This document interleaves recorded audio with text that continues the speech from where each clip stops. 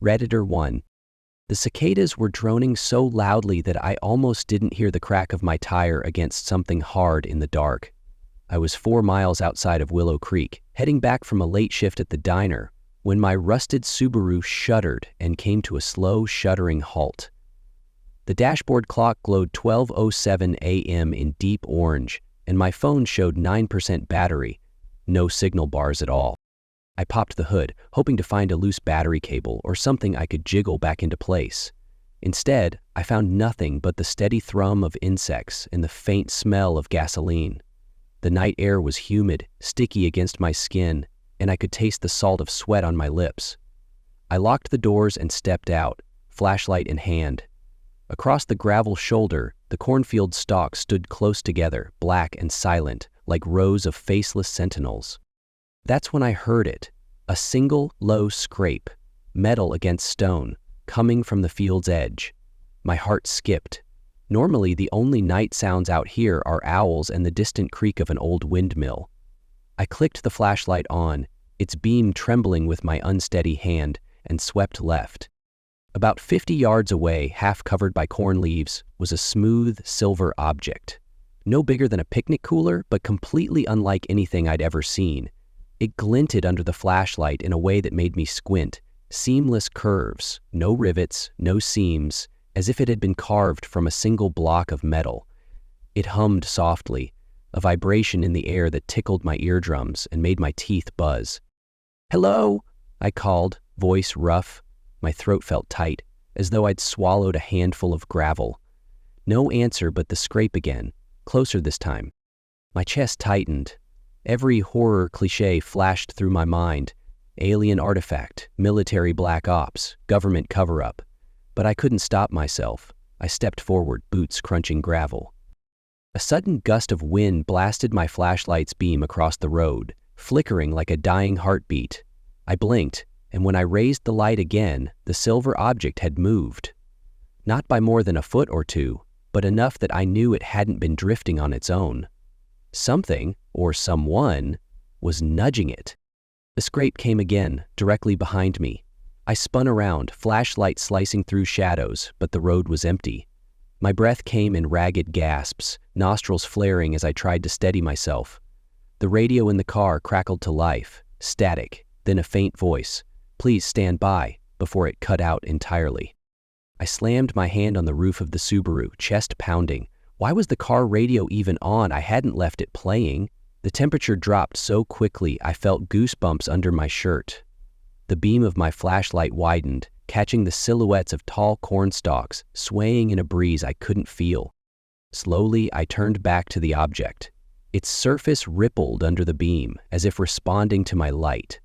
Then, in a motion too smooth to be human, it rolled on a hidden axis and opened. A slit appeared along its long edge, just wide enough to reveal a pale, matte interior. I saw nothing alive inside, but a cold sense of watching crawled up my spine. "Stop," I whispered to myself.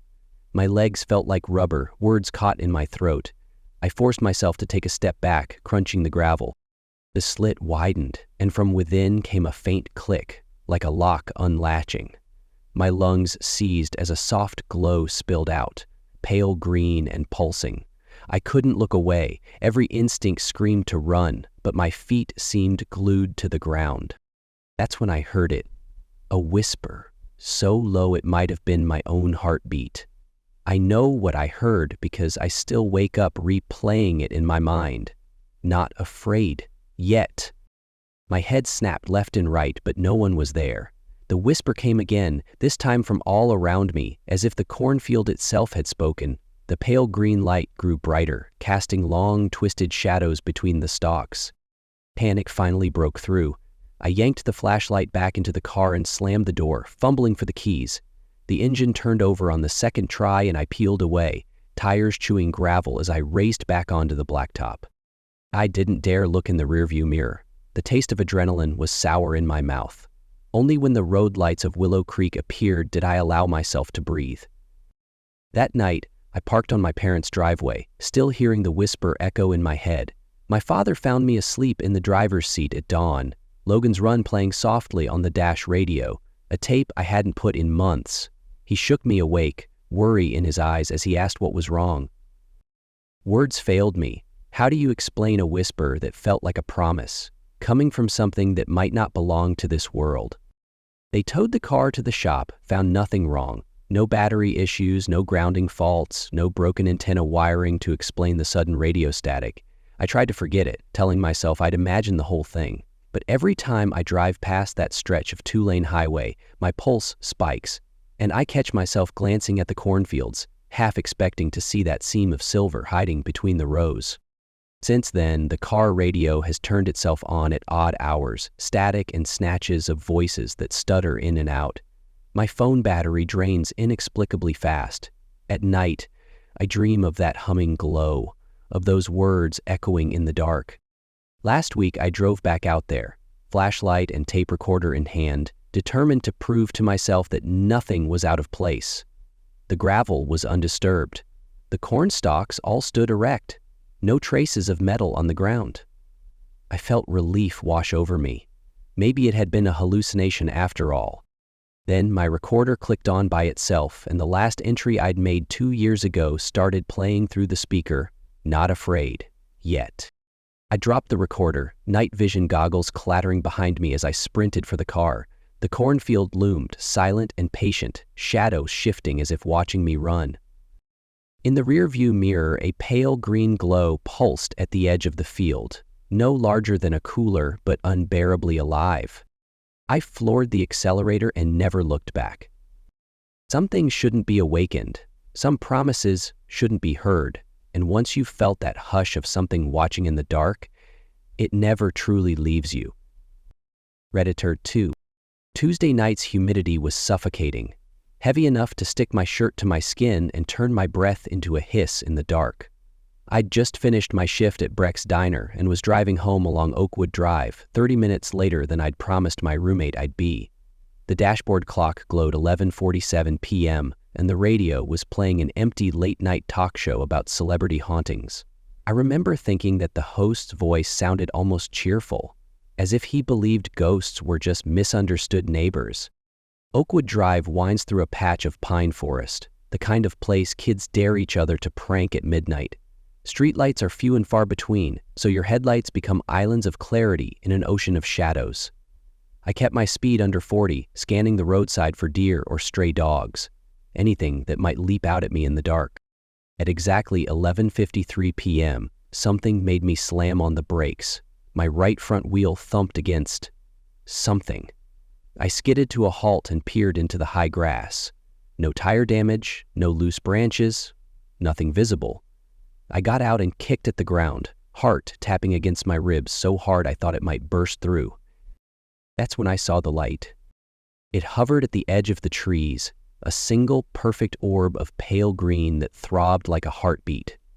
Not the warm glow of a flashlight, but something colder and denser, shaping the air around it. I raised my phone, preparing to call campus security, but the screen fizzled out, battery critically low. Of course. My breath caught as I took a step forward. The grass crunched under my sneakers, but the orb didn't flicker. It just watched, pulsing in place. A noise rose behind me, a slow mechanical whir that set my teeth on edge. I spun around, headlights slicing through the dark, but there was nothing there. Just the empty road rolling away and the trees standing silent and unmoving. I turned back to the orb, and that's when it split. One moment it was a solitary pulse, the next 2 more had emerged on either side of it, forming a neat triangle. My stomach flipped. In all the UFO stories I'd laughed at, nobody ever mentioned how a craft could divide itself into perfect geometric formations. The lights blinked in sequence, center, left, right, in a rhythm that made my skin crawl. "Hello?" My voice cracked around the word. No answer, only the hum that felt like electricity flooding my skull. I wanted to run, but my legs felt rooted, as if the road had swallowed my boots. Cold sweat trickled down my back. At 11:57 p.m., the trio of lights began to rise, not with the gentle lift of a helicopter, but with a smooth precision that belied any known aircraft. They formed a line and ascended beyond the treetops, disappearing into the sky faster than any plane could manage. The final orb lingered, pulsing twice more, then vanished in a single, silent blink. My legs finally found their courage. I stumbled back into the car, slammed the door, and fumbled for the key. The engine turned over on the first try, but before I could even shift into drive, the radio snapped back on, static at first, then the same late-night host's voice, as if nothing had happened at all. I didn't dare respond to his cheery chatter. I floored the accelerator and tore down the road. By the time I reached my apartment gate, 12:04 a.m. on the clock, I could barely breathe. My hands shook as I fetched my roommate's spare charger, praying my phone wasn't dead for good. When it finally powered up, the battery read 2%, and there was no reception. I stared at the blank signal bars and realized something worse than silence had settled over me. A certainty that whatever I'd seen didn't belong to any satellite or experimental drone. It had intelligence.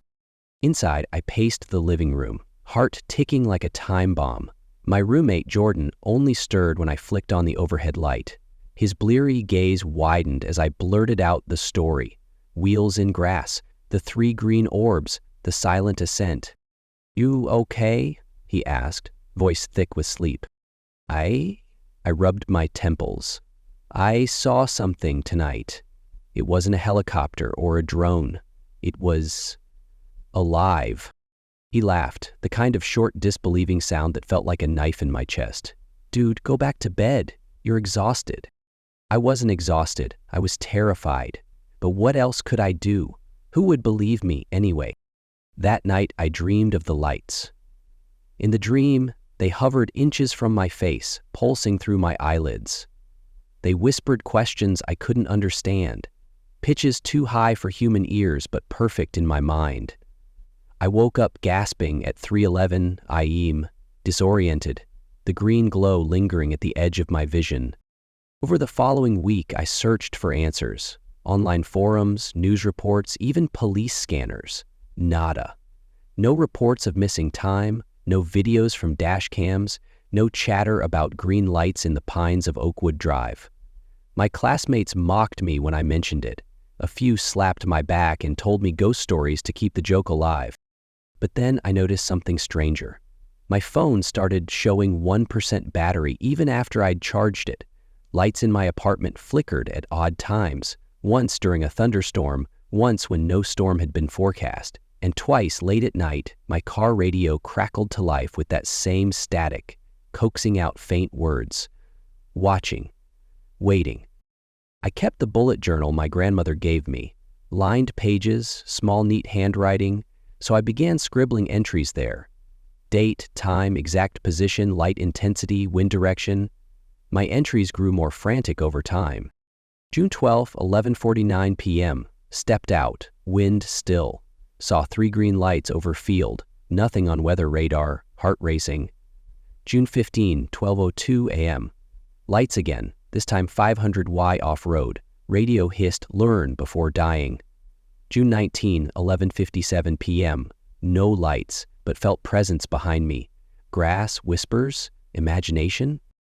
Each night I hoped the pattern would break, that I'd awaken to normal darkness, but it never did. Instead, the orbs came more often. June 21, June 23, June 27. Always around midnight, always in a perfect triangle, always silent, and always folding upward into the sky like petals closing on a flower.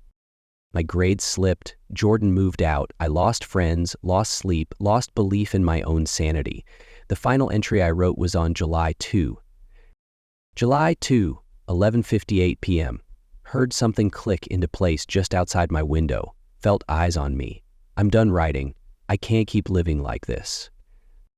I left the journal on my desk, keys in hand, and drove out to Oakwood Drive one last time.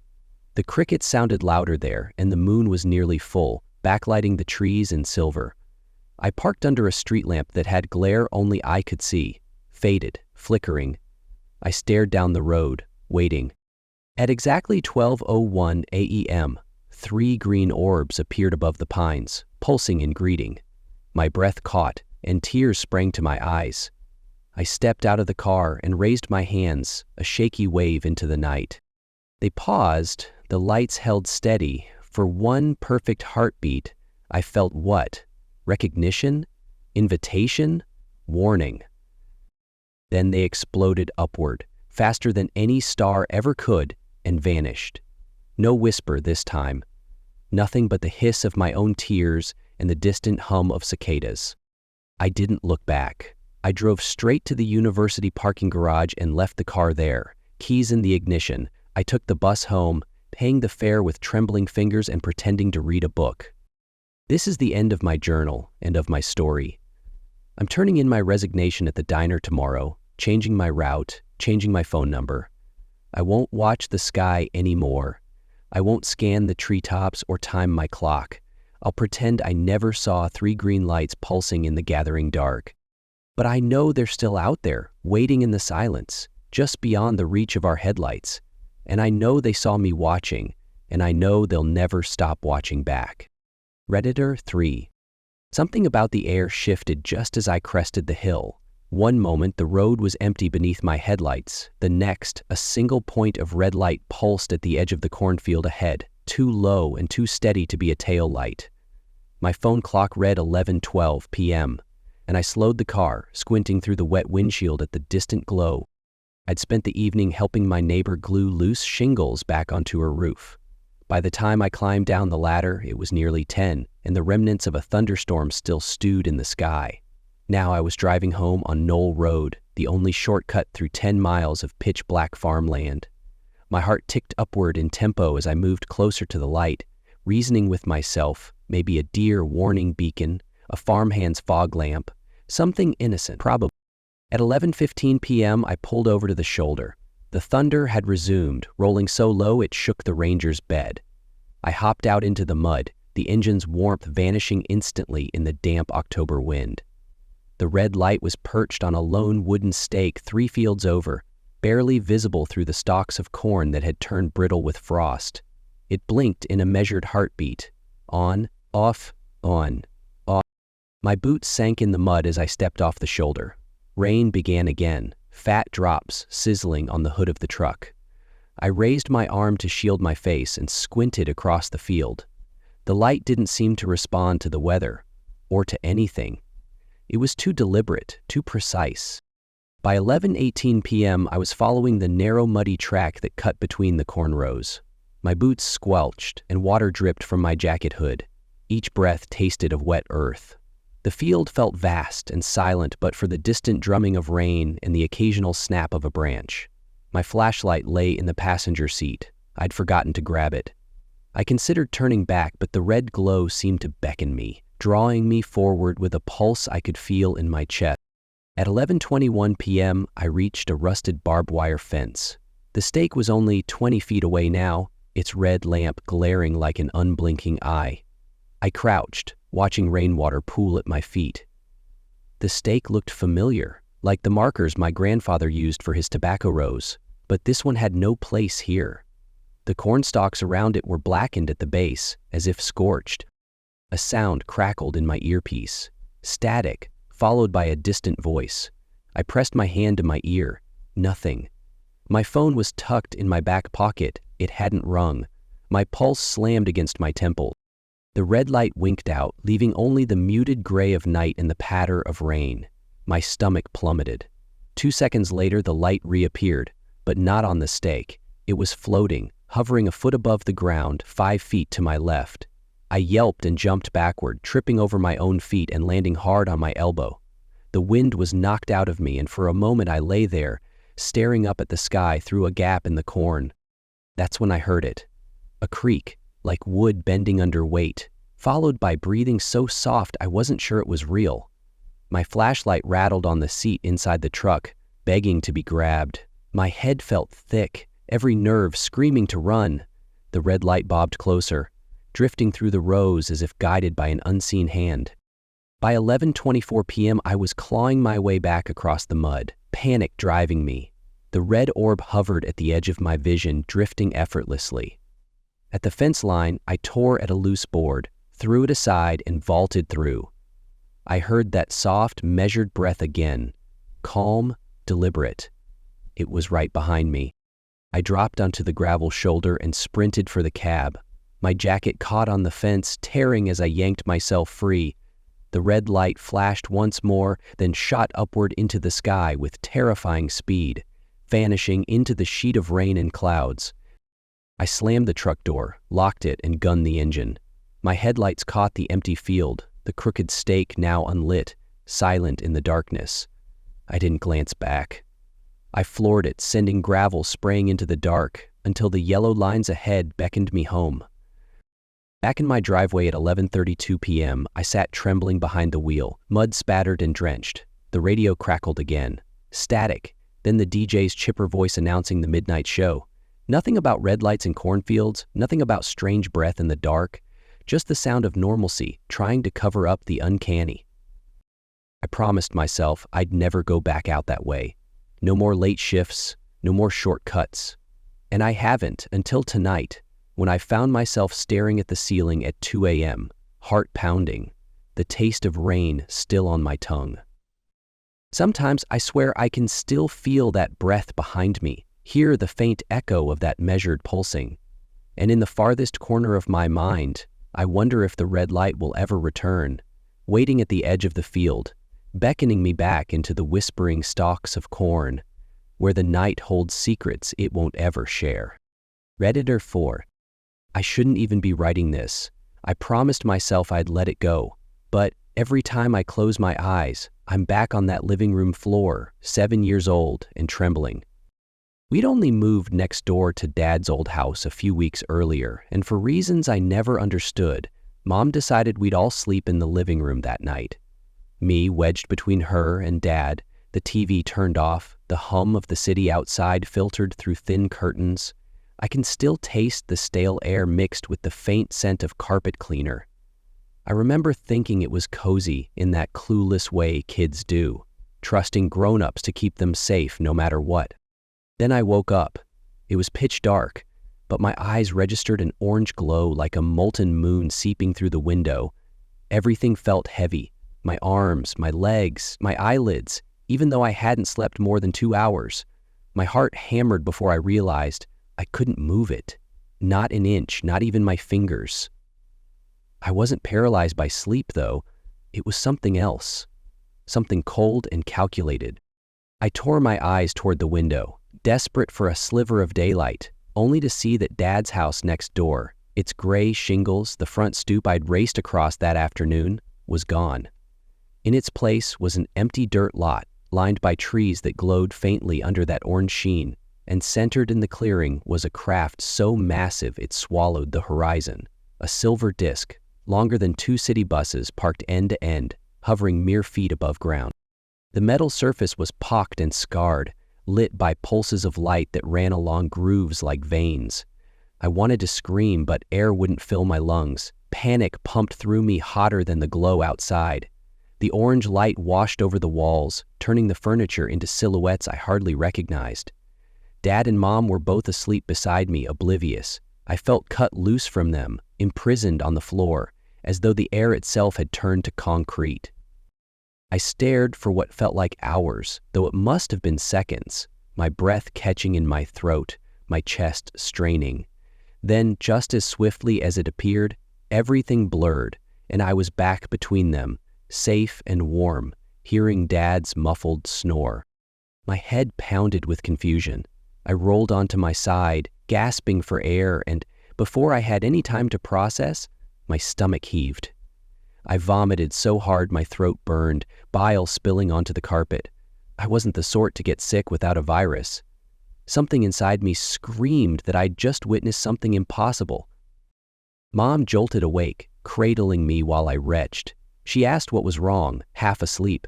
I wanted to tell her, to shout that next door was a spaceship and I'd nearly drowned under its orange tide, but I could only shake my head, tears burning in my eyes. She laid me beside her on the couch and stroked my hair, whispering that I'd had a nightmare. "I dream like that sometimes," she said, smiling tiredly. "Go back to sleep." I nodded, knowing she'd never believe me if I tried to explain. But my fear didn't fade with dawn. I lay in bed that morning staring at the ceiling, replaying the orange wash, the immobile terror, the gleaming steel above bare earth. I waited for my legs to ache, or for my whole body to tremble again. anything to prove it wasn't just a dream. Days passed. The lot next door remained empty, grassy, unremarkable. No strange tracks, no scorch marks, no signs that something colossal had hovered there. We met the new neighbor, a quiet man who said the old house had burned down months ago, and he'd planned to build something new. He didn't mention any witnesses. He didn't know about Mom's idea to camp in the living room that night. I tried to forget, burying the memory under schoolwork and cartoons, but each time I closed my eyes, I tasted copper and felt the bruise of adult cold gravity on my chest. I woke up once a week after that, drenched in sweat, convinced I'd be back on the floor with that orange sky. It wasn't until I was 12 that I found the courage to tell Mom a fragment of it, just enough to see her reaction. I told her I'd had a terrible dream about an orange moon that swallowed Dad's house. She kissed my forehead and said, "Dreams can feel real, but they're nothing we need to worry about." I nodded, but the truth snapped in my mind. Some dreams aren't just dreams. Some nights reality peels back and reveals the unfathomable. I'm almost 30 now. Dad's old house was finally rebuilt. 2 stories of townhomes with shiny windows reflecting every sunset. I've moved far away. I live in a city where streetlights compete with neon and stars are faint sparkles in a polluted sky. But sometimes, late at night, I wake and see that same orange glow on my bedroom wall. I lie perfectly still, heart thudding, waiting for the weight to return, for the machinery to hum above the lots of concrete outside my window. It never does. Yet the fear doesn't fade. Maybe I imagined it. Maybe I dreamed it so vividly my body remembers. But every evening, I leave a sliver of the blinds open, and when the street lamps flicker, I hold my breath, expecting orange light to pour in instead of sodium haze. And I wonder if it's ever too late to ask whether that night was a dream, or the closest I'll ever come to the truth beyond our fragile world, briefly revealed in a burst of orange, then vanished again, leaving nothing but a child's unanswerable terror. Redditor 5. The Hume began 2 nights after the power went out. At first, I thought it was the refrigerator kicking back on, but the gentle thunder didn't match any appliance I owned. It vibrated through the floorboards, soft but relentless, like distant surf under a heavy tide. I pressed my ear to the hardwood and felt the board's pulse.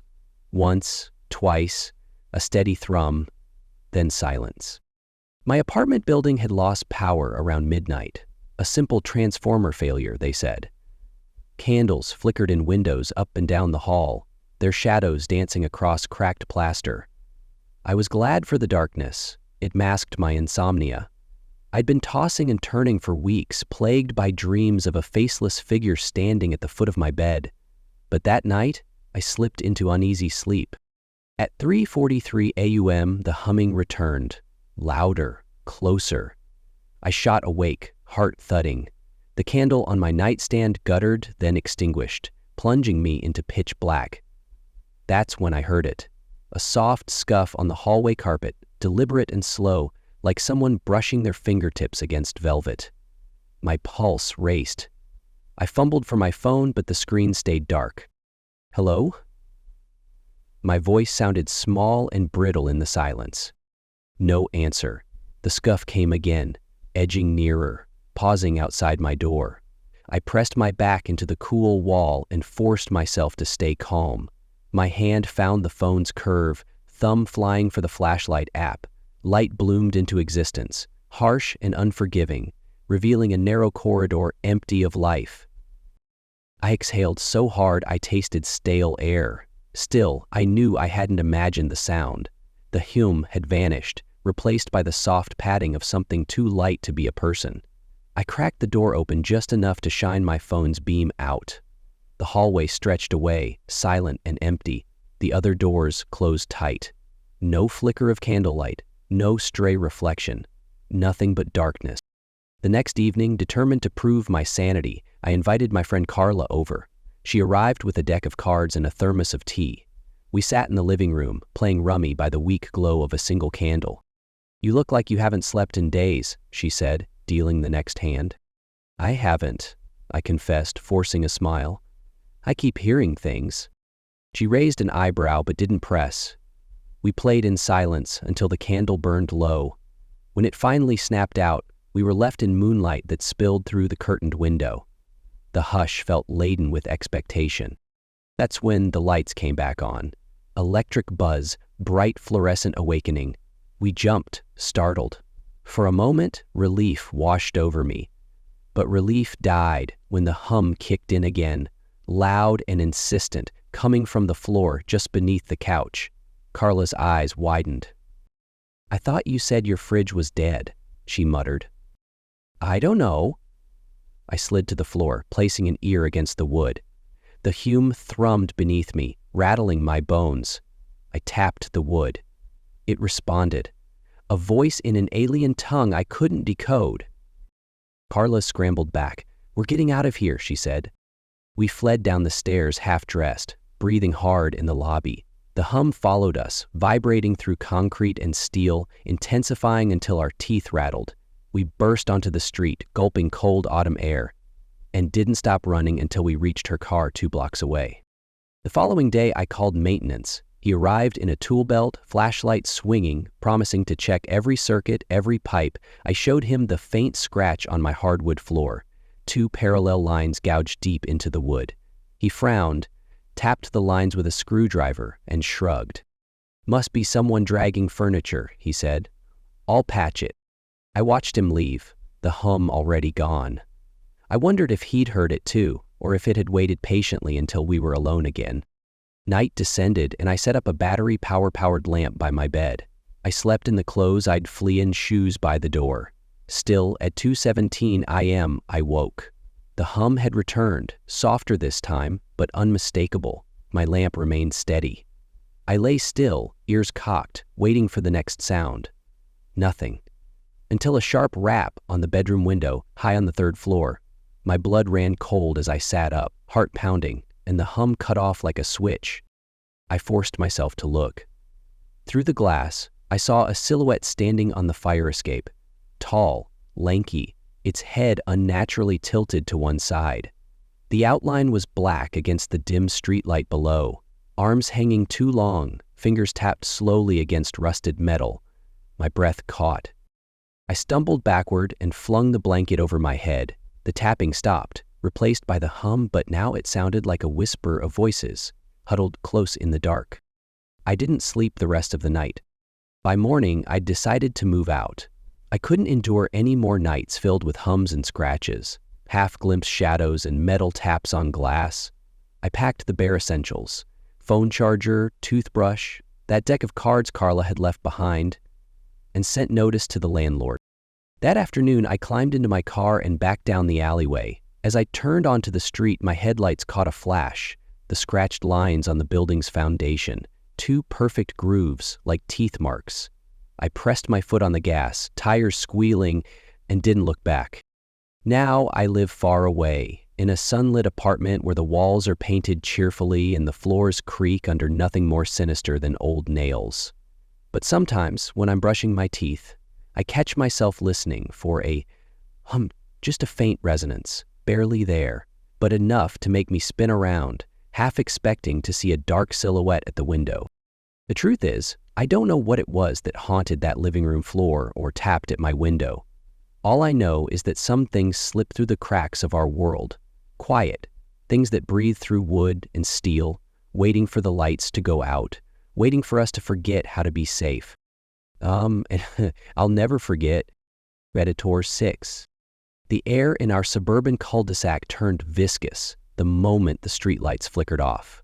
It was just after dusk on July 18, 2003, an ordinary Friday when my mom had left me to babysit my little sister while she and Dad grabbed a late dinner. The evening breeze carried the scent of cut grass and barbecues drifting from neighboring backyards. Katie was watching cartoons inside. I sat on the front porch steps, legs dangling into the gravel, flipping through a comic book to pass the time. Then the power died. One instant the world was bathed in soft fluorescent glare, the next everything fell into a heavy star-studded darkness.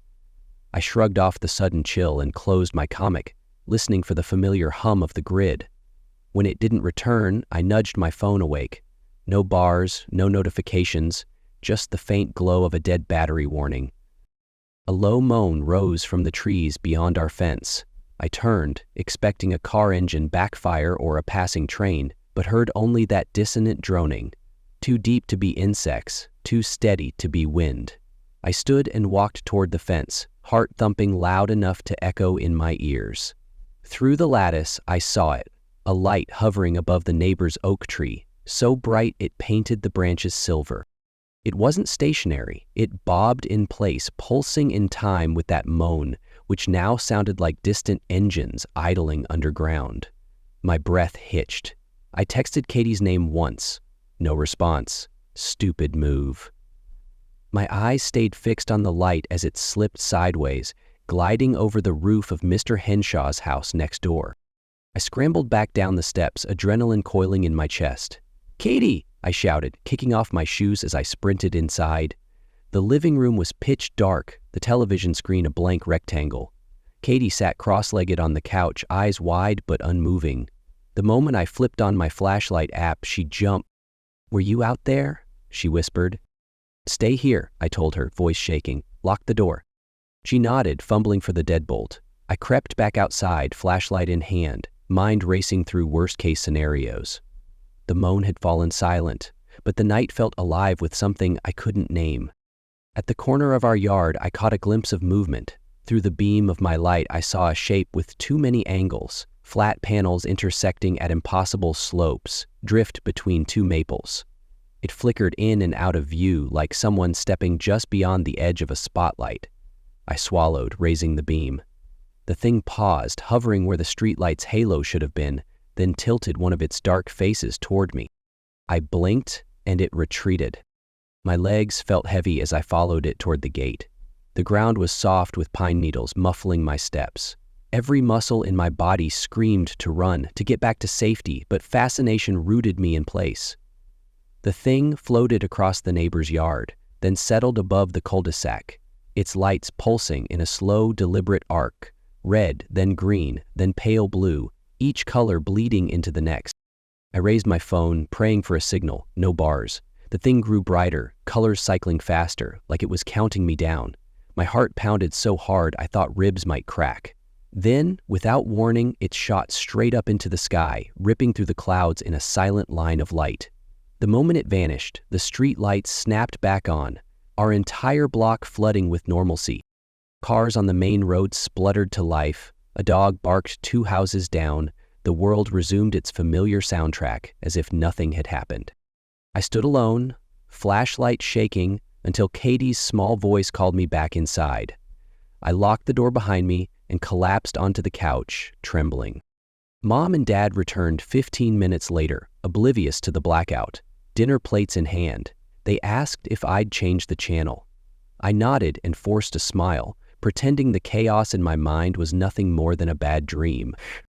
All night, I lay awake listening to the hum of the refrigerator and the distant tick of a ceiling fan. Every time I dozed off, I jerked awake, convinced I heard that moan again. At dawn, I crept outside with a pair of pruning shears and sliced down the maple limb that had blocked my view. I dug the gravel near the fence with my bare hands, searching for any sign. Tire tracks, scorch marks, crushed earth, nothing. Weeks passed. I found myself watching every power flicker, every invading storm that could knock out the grid. I researched local road closures. No helicopters had been reported, no weather balloons, no experiments, nothing to explain the light show above our neighborhood. Friends who once called me brave now joked I'd hit my head too hard as a kid. Even Katie cut me side-eye when I asked if she'd seen anything unusual. I stopped telling anyone after that. Instead, I started carrying a small flashlight everywhere and sleeping with the porch light on. Every back road drive home from work has me glancing up at the trees, expecting those colors to pulse in tribute. And sometimes, just as I'm about to turn into our street, my phone screen flickers. No notification, no step counter, just the silent echo of that impossible light, counting me once more. I don't know what it was that hovered above our houses that night, visitor or specter, but I know I saw it. And every time the sky cracks open in a blackout, every time I feel the world go silent for a heartbeat, I remember the shape drenched in color and realize how fragile our normal really is. Some moments slip through the cracks of reality, and once you glimpse them, you can never look at the night the same way again. Redditor 7. Crickets fell silent the moment the twin beams sliced through the pines. Above the ridge, where we'd set up camp, a shape drifted into view. Flat as a sheet of steel and wider than our pickup. No hum, no flicker of warning lights, just two brilliant arcs of white that pinned the treetops to the earth. We froze where we stood, mugs of cocoa half raised, breath visible in the cold mountain air. The thing moved with impossible grace, gliding toward us at a sliver of speed, then pausing as if studying the circle of firelight around our tents. My friend Carla gripped my sleeve so tightly her nails left crescent-shaped bruises.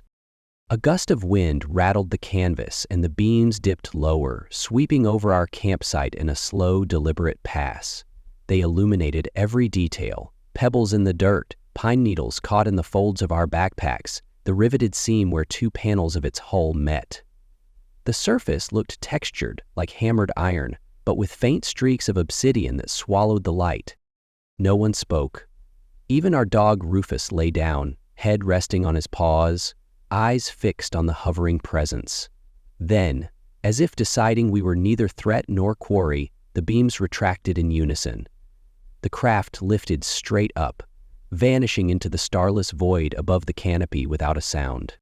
In the sudden quiet, the crackle of our campfire sounded deafening. My heart hammered so loud I thought Rufus might bolt, but he stayed motionless. Carla exhaled a shaky laugh. "Did that just happen?" she whispered. Minutes later, we double-checked every lock on our gear, as though the craft might return with a more invasive greeting. We slept in shifts, one eye on the darkness, the other on the dying embers. Dawn found us pale and hollow-eyed, racing for cell service in the nearest town to report what we'd seen. But there was nothing on the local news, no radar blips, not a single call from other campers describing the same silent visitor. To this day, whenever I'm alone in the woods and the wind carries just the right hush, I feel those twin beams sweeping past my vision, cold, clinical, and utterly unknowable. The mountains hold their secrets well, and that night, I learned how thin the line can be between our world and whatever lies just beyond the treetops,